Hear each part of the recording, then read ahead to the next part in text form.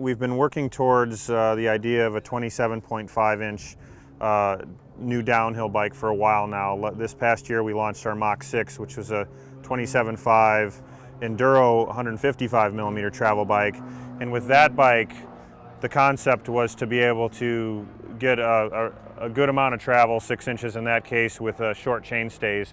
And we wanted to carry that over to the downhill bike segment. So with this, we were able to maintain the same chainstay length that we would have had in the 26-inch wheel bike, and also about the same amount of travel with a new suspension design that really opens up the back of the bike.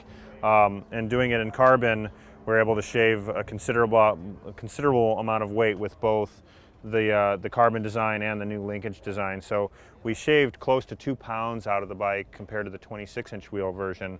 The frame weight's right about 8 pounds. This complete bike weight as it sits is 33.8 pounds complete. So that makes it not only the first carbon 27.5 downhill bike in the world, but also one of the lightest carbon downhill bike, or lightest downhill bikes ever made.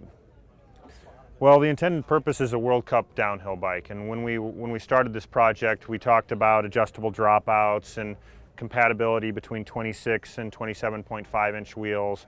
And as we started working with our World Cup downhill team, we debuted an aluminum prototype version of this at Crankworks last year, and then finished 7th there. And then at the following World Cup round, our Bernard Kerr, our top rider, qualified 3rd and wound up finishing, I believe, 9th overall for the day. And that was a significant bump in his previous finishes. And from that point on, we really decided that the 27.5 wheels were running faster, the bike could be built as light, and we really wanted to focus on just building the lightest, fastest World Cup downhill bike possible. Well, for regular riders, one of the coolest things about the 27.5-inch wheels is they just offer more control.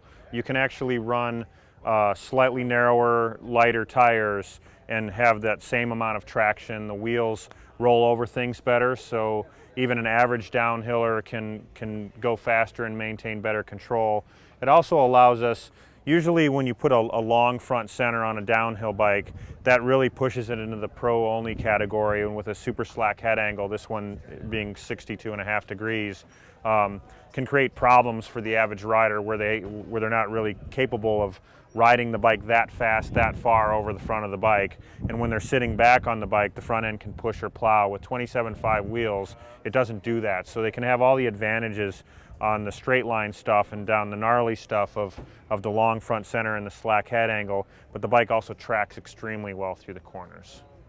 Color choice, we wanted the World Cup team to be out there loud and proud, and so we're actually doing the bright neon lime green, and then we'll also be doing a super stealthy version as well, where which is all blacked out with shiny black pivot logos. We've integrated the fork bumpers on the side. They also serve as the cable guide stops.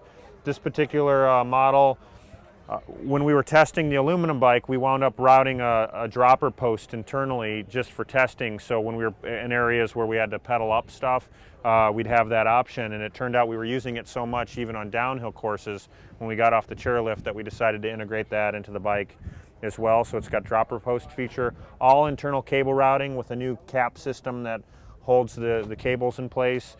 So you basically get just a super clean, lightweight look out of the bike. The shock setup and design here will take any of the most popular downhill shocks in the market, so the bike's got a lot of versatility.